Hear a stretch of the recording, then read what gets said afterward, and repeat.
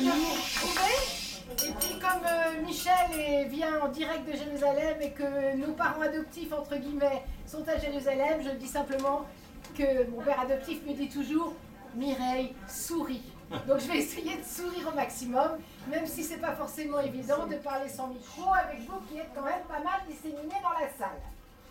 Donc aujourd'hui, je suis ravie qu'on soit ensemble ce soir ici parce que c'est l'endroit idéal pour évoquer la cuisine judéo-alsacienne. Quand je dis idéal, c'est qu'il n'y a aucun autre endroit que je connais où ça aurait pu être possible. Nicolas m'avait demandé d'abord d'essayer de le faire à l'Alsace à table à Strasbourg. Impossible, parce que celui qui aujourd'hui incarne au mieux l'existence de la cuisine judéo-alsacienne, c'est Jacques, notre copain Jacques Geismar, qui est reconnu comme étant le vecteur de transmission de cette cuisine. Et si je le dis...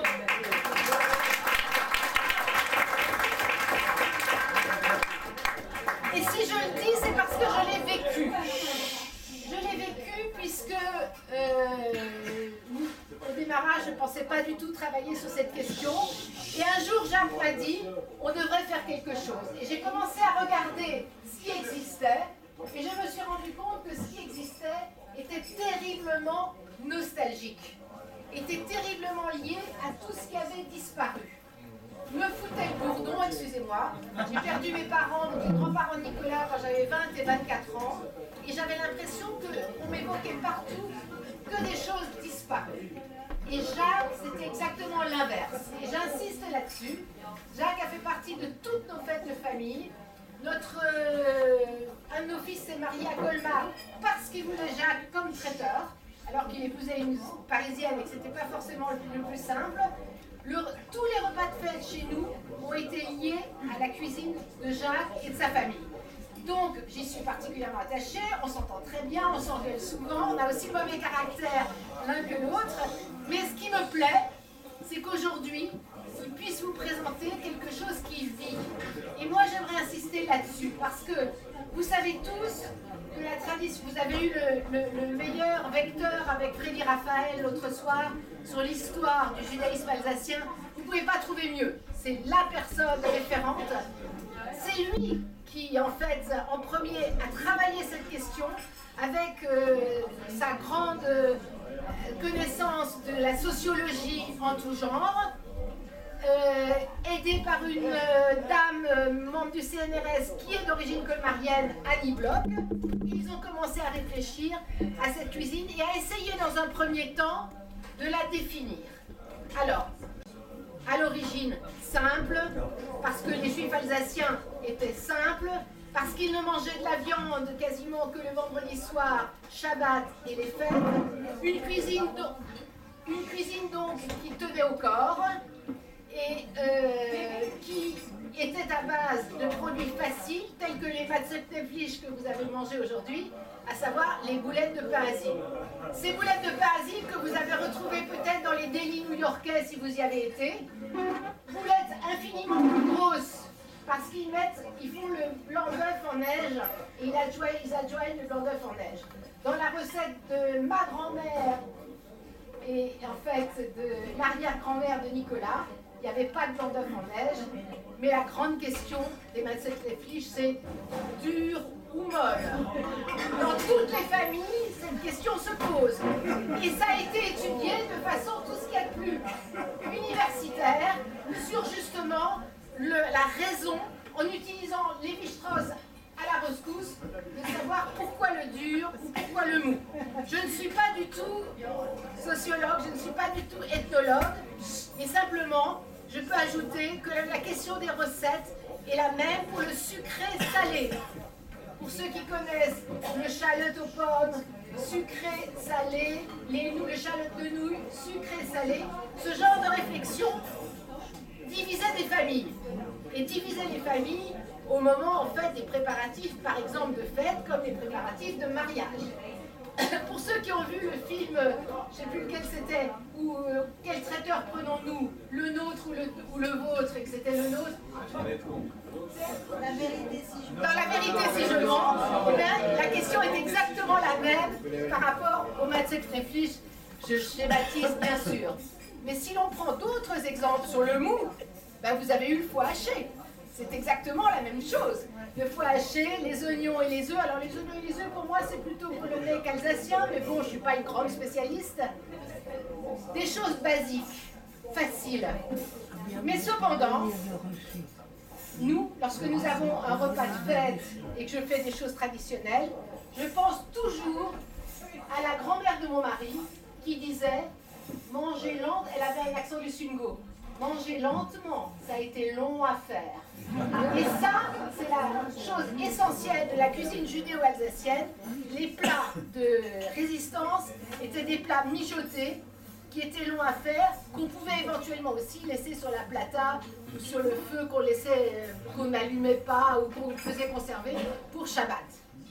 Donc ces plats roboratifs étaient souvent là à la rescousse des appétits, mais jamais des choses chères. Et nous avons un exemple ce soir, puisque nous allons avoir la chance de manger du pastrami qui ici s'appelle plutôt Pickelfleisch, même si Jacques fait une grande différence entre les deux.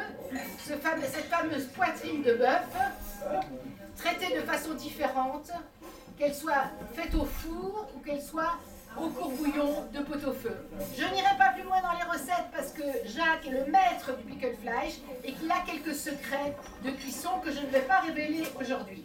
Mais sachez quand même que les épices, on en a parlé tout à l'heure, les épices étaient toujours à la rescousse de ces plats. On consommait des choses épicées à l'époque, pas seulement pour la conservation, mais parce que le goût était en fait porté par ça. Donc, cette cuisine de tous les jours, cette cuisine facile, magnifiée pour les fêtes. Et je vous rappelle que dans le judaïsme, la fête la plus essentielle, c'est Shabbat. Donc, magnifiée à Shabbat, a perduré jusqu'à la guerre, en gros. Et puis, progressivement, les Juifs d'Alsace et de Lorraine ont monté dans l'échelle sociale et ont commencé, en fait, à faire une cuisine.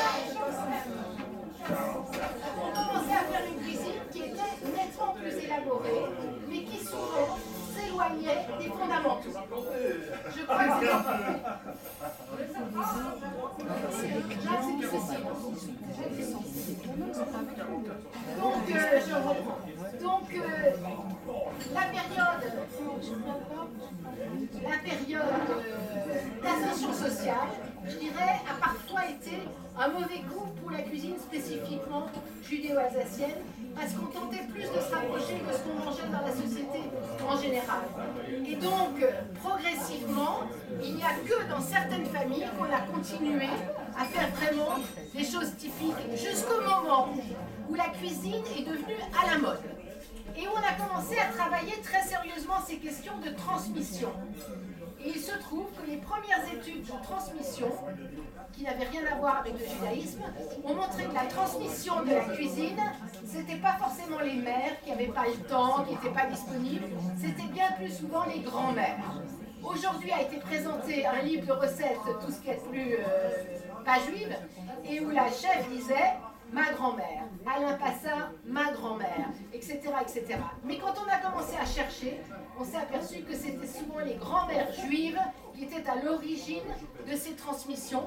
Et c'est pour ça aussi que la cuisine juive est devenue à la mode. C'est-à-dire que des gens qui n'avaient rien à voir avec le judaïsme se sont intéressés au fondement de cette cuisine. Et on va faire un grand saut. Vous savez qu'il y a bien sûr beaucoup de gens qui sont partis en Israël. Ça, c'est un autre sujet.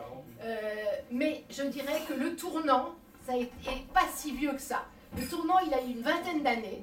Vous avez certainement vu quand Sally, aidez-moi, quand Sally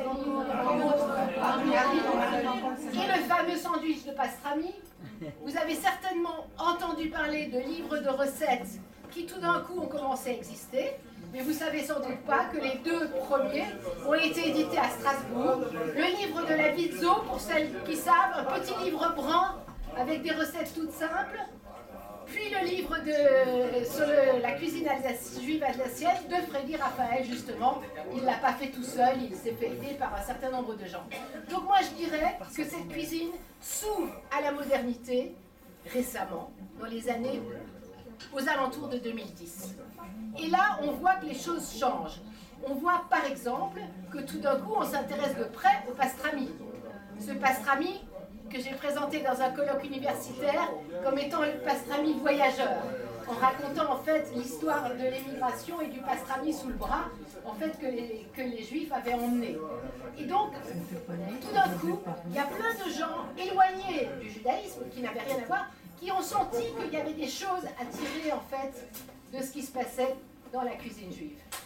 Moi, je dirais que c'est peut-être à ce moment-là que j'ai commencé à m'y intéresser davantage, à me rendre compte qu'effectivement, ça valait le coup de s'y intéresser, pas seulement à l'alimentation en général, mais que j'avais une raison qui n'était pas forcément liée non plus à la question religieuse.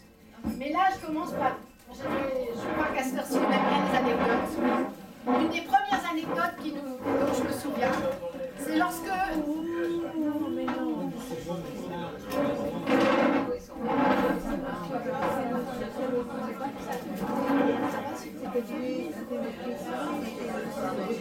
Oui, mais bien sûr. Ça va?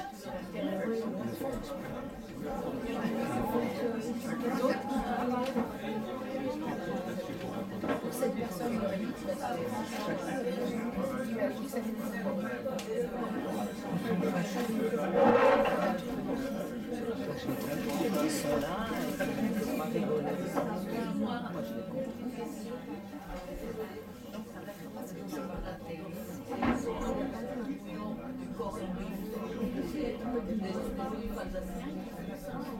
non, moi je m'arrête à ce que je sais, c'est le pastrami, le pickle flash, le corned beef. Je crois que ça a été amené par les soldats américains. Jacques Kinder. L'intérêt de la cuisine découverte. Voilà, comme on portait sous le bras, cette cuisine de voyageurs, cette cuisine de l'émigration. Et en fait, il y a eu des chercheurs qui ont commencé à regarder ce qu'on pouvait garder comme recette. Et c'est à ce moment-là que ça a titillé beaucoup Jacques, qui était d'une famille qui avait toujours transmis, où il y a encore aujourd'hui 30 personnes à table pour les fêtes, etc. Et qu'il a décidé de commencer doucement à introduire sur sa carte des éléments de cuisine judéo-alsacienne. On a un souvenir commun génial. En 2014, on a fait une semaine autour du pastrami, où tous les soirs il y avait autre chose, mais c'était dans l'idée de faire connaître aux autres, entre guillemets, ce qu'était cette cuisine typique. Grand succès. J'aurais bien voulu que Jacques en fasse un corner pastrami, comme à Paris il y a eu, puisque vous avez des chefs qui n'ont rien à voir avec le judaïsme, qui se sont lancés dans la diversification du pastrami, entre autres pour ceux qui connaissent, Frenchy, rue du Nil, qui est un des premiers à avoir lancé le sandwich au pastrami, et alors maintenant il le détaille sous toutes ses formes. Paris, c'est la ville du monoproduit. Donc si vous avez une idée, si vous avez une idée fixe, foncez, ça marche. Ça peut être les boulettes, ça peut être l'éclair, ça peut être le pastrami, ça marche. Mais ça nous éloigne de notre question parce qu'en même temps, malheureusement, les anciens restos de cuisine judéo-alsacienne ou judéo-polonaise ont fermé à Paris. N'ont pas réussi en fait à se redynamiser et ont laissé la place, mais c'est une autre question que je viendrai vous présenter avec plaisir à Genève, ont laissé la place à des spécialités de cuisine israélienne entre guillemets. Ici, c'est pas le cas. Ici, c'est tellement réussi en 2014 que Jacques a recommencé cette année, a refait une semaine en fait sur la cuisine judéo-alsacienne, a eu cette fois un grand écho médiatique, puisqu'il a eu la télévision nationale, on a été largement au-dessus des journaux locaux, mais déjà 4 ans avant, il avait eu des articles qui avaient marqué, comme l'article qui avait paru dans Libération, qui a été lu par tout le monde. Et c'est comme ça, en fait, qu'on est arrivé petit à petit à rendre de nouveau d'actualité cette cuisine et ne pas la laisser moribonde et ne pas dire que c'était du passé et ne pas dire qu'elle avait été enterrée avec les gens post-Shoah, on va dire en gros. Et moi, c'est ce qui me semble important. Et donc, à partir de là, j'ai un peu cherché. J'ai un peu cherché pour voir comment est-ce que ça se manifestait. Et aujourd'hui, vous avez des exemples très intéressants, comme par exemple celui de Heyman, le pain azim au démarrage, de Soul-sous-Forêt. J'ai dit au démarrage, parce qu'au démarrage, c'était le pain azime de Pessard, qui nous déglinguait l'estomac en 8 jours, vous le savez. Le premier jour, c'est génial, le 8e jour, on n'en peut plus. Mais aujourd'hui, Isabelle Heumann, la directrice et la cousine de Jacques, vient de gagner le prix de l'innovation du Salon international de l'alimentation de Paris avec son nouveau pain azime à la châtaigne. Mais si vous préférez l'épeautre, il y en a aussi, puisqu'en fait, moi j'ai plutôt vu une 50aine de déclinaisons, mais il paraît que ça va jusqu'à 200. Mon seul truc, c'est pourvu qu'elle n'oublie pas quand même la matzah de Pessard, parce que mon mari ne supporte aucune autre, et qu'à Paris, ça devient parfois un peu compliqué de la trouver.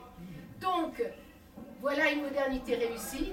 Ma voisine de Colmar, tout ce qu'il y a de plus âgé, tout ce qu'il y a de plus de famille catholique, ne mange que ça au petit déjeuner. Et bien ça, avec les explications qu'Isabelle Heumann donne, elle est aussi à la tête de l'organisation des moyennes entreprises alsaciennes. C'est une façon de transmettre quelque chose de vivant. Vous avez autre chose, vous en avez à table. Indispensable à tout plat de Seder ashkénaze, le réfort. Le réfort qui pour le Seder est un réfort entier, nous sommes d'accord avec ses racines, et qui le reste de l'année se mange avec beaucoup de plaisir, avec la on va manger ce soir, avec la charcuterie alsacienne, avec la viande alsacienne, etc. Une entreprise extrêmement dynamique, Allez-Laure, tu leur diras, Jacques, que j'ai parlé d'eux, dans le nord de l'Alsace, qui vont même jusqu'à faire pour Pessard un réfort rouge à la betterave, estampillé Kasher le Pessard. Mais de toute façon, cette recette, celui-là est particulièrement excellent, c'est donc le réfort nature, et il rivalise avec celui de la maman de Jacques, qui est notre fondamental et notre Madeleine de Proust. Mais bon, voilà, Allez-Laure, une marque qui marche très bien, qui a sorti le réfort avec une appellation extraordinaire dans le monde comme étant le wasabi alsacien. Et qui a son succès comme ça, mais qui explique, je vous l'ai mis dans les références de la bibliographie, qui explique sur son site, en fait, le rapport juif du réfort avec la cuisine d'aujourd'hui. Donc je trouve que c'est des bons exemples. Je terminerai par quelque chose que Jacques n'a pas à disposition aujourd'hui, mais vous l'avez en référence. Ce sont les fameux macarons de Boulet. Je ne sais pas si certains d'entre vous connaissent la boîte rouge des macarons de Boulet. Macarons estampillés Kasher le Pessard. Une entreprise du patrimoine vivant qui est à côté de Metz. Boulet, c'est à côté de Metz. Et qui aujourd'hui, en fait, exporte 70% de sa production. Mais nous avons eu notre sidération en allant visiter il y a très peu d'années, Jean-Marc et moi, l'entreprise. Et sachez que chaque macaron est façonné avec une cuillère. Ils sont 2 à façonner combien de macarons, Jean-Marc ? 600 000 par an. 600 000 par an à l'aide de 2 cuillères qui ne sont pas usées de la même façon parce qu'ils n'ont pas exactement le même coup de main. Et cette notion de coup de main, moi je crois qu'elle est très importante dans notre cuisine. Et que c'est vrai que voir faire, c'est quand même autre chose que lire dans les livres de cuisine. Et voir faire, ça me frappe parce qu'aujourd'hui dans les travaux universitaires très en vogue sur la cuisine, on vous demande quel est votre savoir-faire, on vous demande de faire des démonstrations. Et j'ai eu la chance un jour de reprendre des études dans ce domaine-là et d'avoir des jeunes femmes doctorantes qui voulaient voir comment je faisais. Donc vous voyez, même si je suis largement grand-mère, ça va au-delà de ça. Mais c'est quand même cette transmission qui fascine les milieux non juifs. Parce qu'une fois qu'on leur a expliqué que chaque fête est déterminée autour de la table et que le repas de fête est tellement important, vous entendez des fois « Ah ouais, c'est comme le banquet géorgien ». Oui, peut-être, c'est peut-être comme le banquet géorgien, mais c'est en tout cas ce qui nous fédère, je crois. Comme je ne suis pas forcément capable de tout inventer, j'avais choisi de vous lire un extrait, je vous dirai qu'après de qui il s'agit. L'oie est sans doute la volaille la plus consommée en Alsace. D'abord élevée pour la graisse et le foie gras, elle était aussi la plus parfaite des gardiennes de la ferme. Par ailleurs, la communauté juive a largement contribué à l'expansion de son élevage. Chaque ferme avait son marchand de bestiaux, en général juif. C'était le cas chez nous. Il était devenu un ami et aucune transaction ne se passait sans un délicieux repas. Grand-mère lui préparait toujours une oie. Mais les transactions commencées autour de ce plat duraient des jours entiers. Et il revenait plusieurs fois avant de serrer la main de mon grand-père, geste qui nous indiquait que l'affaire avait été conclue et qui symbolisait, outre l'accord, l'amitié et le respect mutuel. Cette question sur loi, elle est d'actualité. Demain, le 11 novembre, en Alsace et en Allemagne, on célèbre loi de la Saint-Martin. Et de nombreux restaurants font un repas typique de loi de la Saint-Martin. Mais là, c'est absolument quelqu'un d'autre. Est-ce que quelqu'un a une idée? C'est Marc Eberlin qui parlait de son grand-père. J'en ai des frissons. Marc Eberlin, l'auberge de Lille, Lille-Huserne, le 3 étoiles alsacien depuis 62 ans. Et ça me permet de vous montrer qu'aujourd'hui, on peut quitter la notion de cuisine pour arriver jusqu'à la gastronomie, véritablement. Et aidez-moi à persuader Jacques de faire quelque chose dans ce domaine, que ce soit à Colmar ou que ce soit ailleurs, parce qu'il y a véritablement une demande, et je crois que pour nous, ça serait super chouette de pouvoir faire quelque chose ailleurs par lui. Parce que j'aimerais...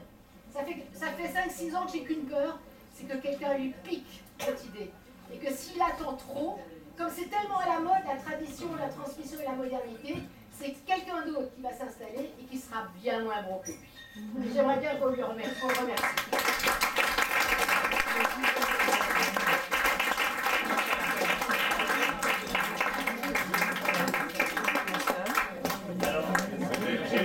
J'ai une question, mais c'est pas à Mireille, c'est à Jacques. Avez-vous fait un livre de cuisine? Pas encore. Ah, j'aime bien le pas encore. On prend les précommandes. Alors, je profite de ce silence biblique et religieux et relatif pour d'abord remercier Mireille. Merci Mireille. Ensuite, pour vous donner quelques infos sur la suite et la fin de notre week-end. Donc, demain matin, je vous demande juste d'être attentifs parce que demain, on aimerait tous arriver à Genève à l'heure prévue. Donc, demain matin, vous faites ce que vous voulez. 8h moins quart, office, chambre 214. Voilà, 8h moins quart, office, chambre 214. Les valises, entre 8h30 et 8h45, et on quitte l'hôtel à 8h45 précise. L'idée, c'est qu'on va aller en bus au musée Autorville. Et de là, on reprend le bus et on part sur Genève. Maintenant, plusieurs choses. D'abord, ceux qui veulent, c'est des gens qui ont dit qu'ils voulaient acheter des couvre-offs. Donc Jean-Marc, mon oncle, se propose gentiment, mais je vais vous demander pour ceux qui veulent, la chose suivante. Vous faites vos check-out, vos valises, vous videz vos chambres avant 8h, à 8h précise, et partir à 8h précise. Jean-Marc, ceux qui s'intéressent, attendez de venir à l'hôtel, il vous emmène, où il faut vous emmener, c'est pas très loin. Alors, c'est effectivement tout près de votre hôtel, mais si vous êtes nombreux, je ne peux pas garantir qu'il y aura assez de couvre-offs pour tout le monde. Ne vous inquiétez pas, il y a une deuxième boulangerie 100 mètres plus loin où ils sont bien aussi, mais un peu moins bien. Donc, comme a dit Nicolas, 8h tapante, je suis parti avec ceux qui sont là. Donc ceux qui veulent des couvre-offs, ils vident leur chambre avant 8h et à 8h ils partent avec Jean-Marc. Les autres, ils vident leur chambre à 8h30 et on s'en va. Dernière chose, il y a des gens qui ont demandé ou qui ont souhaité acheter de la charcuterie à Jacques. Pour ceux qui veulent acheter de la charcuterie à Jacques, il va la déposer tout à l'heure sur la table centrale ici. Il y aura dans l'ordre du picolage, du pastrami, du pâté en croûte, des boîtes de choucroute et d'Ariège-Doigt. Si vous les achetez, vous payez et les gendarmes. Si vous voulez acheter, vous prenez ce que vous voulez, vous réglez directement Jean-Marc. Et voilà. Donc, mieux, on ne peut pas. C'est clair?